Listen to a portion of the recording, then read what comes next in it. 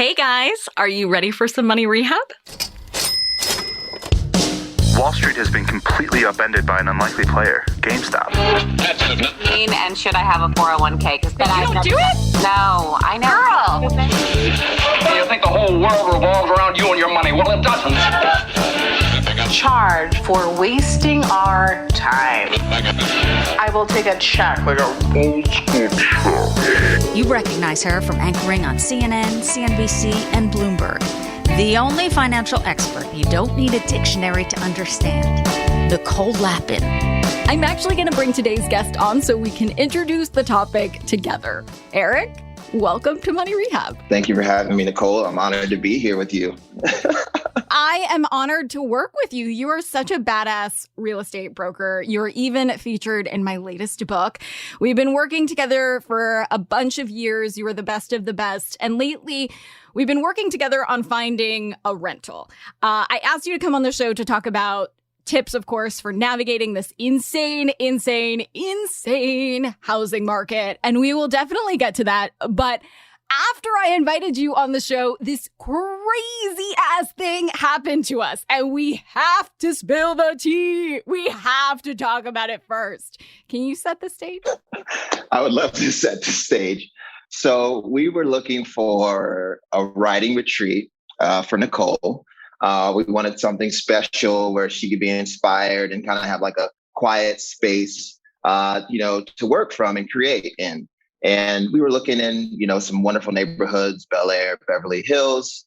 And we stumbled across a really, really cute cabin that has been completely remodeled and redone. It has kind of a famous history as well.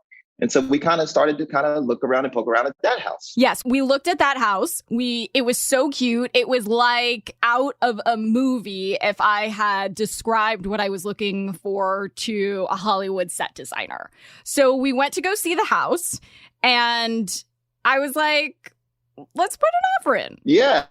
So it's kind of like an idyllic cabin, right? Like if you pictured a cabin that's like Instagrammable and turnkey. Totally. This was it. Yeah. Enchanting, gated. We got to keep Nicole safe. You know what I'm saying? That's right. And so it was great. And so we really liked it. There were a few things with the property, but overall, we thought that it would be a really nice opportunity for Nicole. And so we did our diligence. Nicole is very savvy with money, as we all know. And, she had some questions about the pricing. And, I always rely on data. And I said, well, let me get to that. Let me go look. And Nicole can be pretty sharp, but I actually agreed with her. I was like, what? Okay. So if we're going to, here's the only way I know how to tell a story, Erik, is to tell it honestly. And let's just throw out the real numbers. So this place was listed for $9,500. Okay. And so I said, this place, while adorable, should not be $9,500. Like it's offensive to me.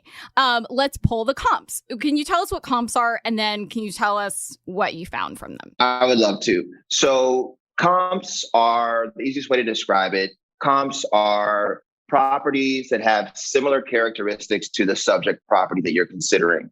And in this case, Nicole had felt like that the price was high. And I always like to go to the data because the data is what we can rely on and leverage to our advantage in some cases. And so when I took a look at the data, I agree with her. The best comp, and there was only one, was actually $8,500 a month. And that property had more square footage. It actually had a view of Los Angeles. It was absolutely stunning. And the home we were looking at was great, but it was $1,000, too high. And so we agreed that we were going to make an offer, but at the market value, which was $8,500. Yep. So we made our offer and we submitted it. And, the agent said, hey, look, Erik, I'll discuss this with our seller and get back to you. Now, also, because we were coming in under asking, it is typically a seller's market and it's also a landlord's market in Los Angeles right now. And so I, in establishing rapport and trust, which is very important when you're trying to make a deal, I just reached out to the agent and said, hey, look, we kind of have a different pricing valuation on this one. I want to let you know that we'd be coming in under asking. How do you feel about that? And she strongly encouraged us to submit it, even though we were under asking it. She would do all that we can. And that's all you can ask for from an agent is, hey, give us a shot, letting you know we're coming in under. So we felt good about that. And we also felt that relative to the market, that our offer was highly competitive. It was a fair value. Yeah, it was thoughtful. It was thoughtful. In addition to that, we included information about how Nicole would be a great ideal tenant. She would be lightly living in it and using it, seldomly. And so we waited for their response. And I was bugging you, and I'm like, okay, well, I get it. LA is cuckoo bananas. A lot of real estate markets are cuckoo bananas in that, they're on the market for 1 second and then they're snatched up, or they go for over asking. So I kind of had a little bit of remorse, like, oh, maybe I should have increased it more. Somebody's going to scoop this thing up. Like, where are we at, Erik? Like, all the time. And then what happened? Well, and one of the things that we also recognized was that it had sat on the market for a little bit. It had been on there for about 15 days, which in typical times is not that long, but which is another indication that they were asking too much. So we did feel good about our offer, all things considered. And then we got an email back that was it was short. I don't know if the word is curt, but it was short, and it said essentially no. And that was all that was in the email. And so Nicole and I were like, this seems off given the communications that we've had with the other side for about a week at this point. I mean, they were lovely at the showing. They provided private access in the evening for us. They knew that, Nicole wanted to go back in the evening to check it out. And they were kind of patient with us in that regard as well. And so kind of getting this really kind of short email response that was a hard no without a counter seemed a bit off, particularly given our offer was price wise was something that you would think that they would respond to. And so Nicole and I kind of texted back and forth. It was like, that's weird. And if you know Nicole said, Erik, what's going on here? And she wanted to know what happened. And I said, you know what? I agree with you. I think that that this seems a bit off.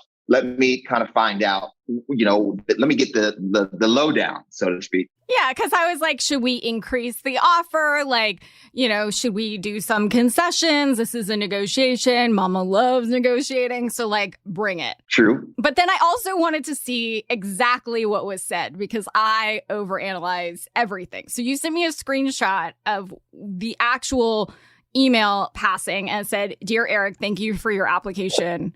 Our client is passing on the offer. Thank you for all of your efforts." And that's it.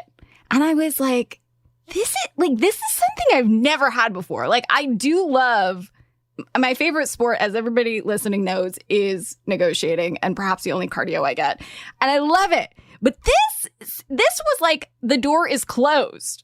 And I was like, Erik, is this about me? And you were like, no. Like, let me call these folks and like, whatever. Then what happened? Then I called those folks and it was about Nicole. I wish I didn't say I told you so. I really wish in this one. But holy hell. It was personal. It was like, we will not rent to Nicole Lappin. You are not invited to this rental. Yeah, no soup for Nicole. Like, they did not want to work with you. And, it's like, I guess you've reached a level of fame, Nicole, where, you got some haters out there, but, you ain't got no haters. You ain't popping. I love it. You're not doing something if people don't like you. Right. I mean, I didn't know that this was a whole other level of success where I'd actually be rejected from giving people my money, but cool. And, I'm not at all upset or embarrassed about this. In fact, we're like spreading this information because I'm proud of it. And I think there's a lot of things that you can learn from it. So the folks said, I'm not even going to say I'm not going to do any, distinguishing factors here. We're going to keep it all anonymous. Yes. But all the other facts are totally true. So you talked to the folks and then what happened? And they told us the reason. And I had to tell you, so there's a couple of things. You're a longtime client, but you also share a birthday with me. We've known each other for years. We are friends. I care about you and your wellness. So there were all these layers, and we both like to win and typically do win. And so there was a lot of things I had to process before I spoke to you. How do you tell Nicole? What do you say to Nicole? Like all these things, like it was awful. And the thing about it is like, for you, for me, it's a little old lease, a little old cabin, but it was big. It was bigger than that. And that's the thing about real estate. It's like, it's never about the money. It's like a relationship business. It's about the service. It's about the client. And so it's a home. It's a home. Right. Exactly. And so like, there was all these things I had to process to kind of, to share this with you. And I, it was the first time I'd ever encountered that also. I mean, I've seen so many things over the years. I haven't, come across this. So, we had to talk about it. And so net, they were like, we know somebody that and there's some beef or something. Like it was a vague beef. Okay. Someone in your network, they know someone in your network and they did not, either like what they heard or like what they know of Miss Nicole. Hold on to your wallets, boys and girls. Money Rehab will be right back. Now for some more Money Rehab. So we had this conversation and you said it doesn't matter. Like you could give them $9,500. You could give them $10,500. You could give them $1 million. They do not want you in their property. And I was like, I thought you were punking me. Kind of, because it was my instinct when I saw the email, but I was like, that's not a thing. Like that, I've never experienced that. But you've actually experienced this before with some other clients. Yes, I have. So it's Los Angeles, right? And so entertainment is one of the biggest industries here in town. Everybody knows that. And I've been fortunate to work with, artists, entertainers, actors, people in music, sports, etc. And you do run into situations where landlords just don't want to rent to certain talent. And, I thought that it was kind of cool that, Nicole's kind of up there with some of the, the bigger rappers in the world in terms of the scrutiny when being reviewed for, a lease application. So, I mean, that's kind of a feather in your cap, I think. I agree. So you've had folks reject other clients before for whatever reason. They don't even need to tell your reason. They could not like your politics. They could not like your religion. They could not like whatever, the way you smell. Like, it doesn't matter. It's their house and there's no rules against why they can reject you, even if you have perfect credit. I was like, I'm going to pay them up front. Like, there should be no financial problems here, even though it kind of brought back some PTSD to the times when I did have shitty credit and I didn't have money. And it was really hard for me to qualify for a place. And now I was like, these days are long gone. But this is a whole other kind of rejection that there's no government regulation on. There's no like, you must rent to everybody who has, higher than a 700 credit score or whatever. That's right. Private property. So the landlord, the owner can choose to rent to who they want to. And the reason was, they can just decline. So, and that's the thing, right? So I was able to get, more information maybe than I'm able to typically get in this case. But the reason was a no, but that, and if they decide that they don't want to, rent to someone because they've, the reason that they gave, they can do, even though it doesn't really sit well with me and you. But typically they can just say pass. Like, even if you've had, offers go in at asking or above asking. Oh, yeah. Yeah, absolutely. Yeah. So a property seller or property owner can make these decisions based, in their discretion. So, obviously, I think that the common ones are credits or, there's like a mark on like a background check, that type of thing. But even if you have all of the things in which your case you did, I mean, sparkling credit, you're going to pay cash up front, an amazing personality. Oh, thank you. I mean, clearly not everybody thinks so, or somebody, or people I know, or whatever the reason is. But yeah, no, the financials were not an issue. And it's taken me a long time to be able to say that, but I can proudly say that. And I do not have a rap sheet or a record or anything like in my background check. Have you had any wild parties that I haven't heard about and haven't been invited to? Like, what am I missing here, Nicole? Not yet, but now that I know it's so subjective, maybe I'm going to start. Because clearly it just doesn't matter. So in the past, you've had, what's your guess? Like rejections because, they don't like the person's public image, or what? They think they're going to have parties, or, can we just be honest? Like, could it be race too? I haven't, I don't, it's hard to say. I don't want to speak to things that I don't know, but I think that the problem that people who are famous or have celebrity that they have is that your reputation or your public persona is out there, or your opinions are out there. And I think that when that is the case, there's just more room for subjectivity. The sellers have more information. And I think that that's one of the unique challenges of working with people that have some measure of celebrity. It's that the people on the other side already know more about those folks than my typical clients do, or your clients that are more or private, right? And so it's just another layer that we have to navigate around.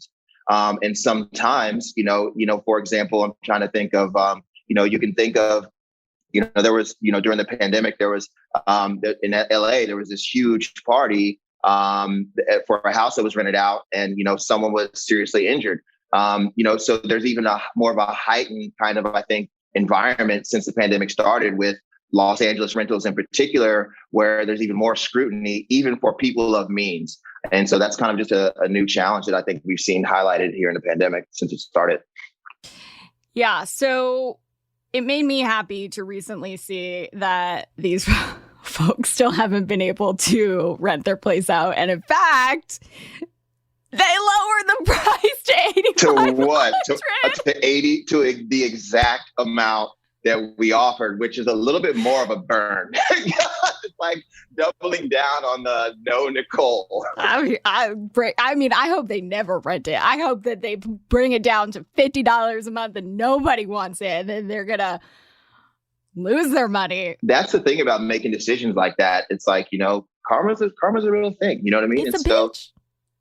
It is. The world and is it's small. been on the market. Life is The long. world is small. The world is small. They've been on the market for like a month now. They had to drop their price, and then, buyers started and tenants started thinking, well, is there something wrong with this? It also was a little small house. I mean, it was perfect for you and your needs, but it's a small little house that is asking, top dollar. So, good luck to those people. But we landed on our feet, I think. We wish them love and light. We wish them love and light. We did land on our feet. So we went back to the drawing board and we found, I think, an even better place. We snatched it up. We paid up front. We called it a day. For today's tip you can take straight to the bank, stay tuned for part 2 of my conversation with Erik, where we tackle tips to navigate this insane housing market. Money Rehab is a production of iHeartRadio. I'm your host, Nicole Lappin. Our producers are Morgan Lavoie and Mike Coscarelli. Executive producers are Nikki Etor and Will Pearson. Our mascots are Penny and Mimsy. Huge thanks to OG Money Rehab team Michelle Lands for her development work, Catherine Law for her production and writing magic, and Brandon Dickert for his editing, engineering, and sound design. And as always, thanks to you for finally investing in yourself so that you can get it together and get it all. You spend my money.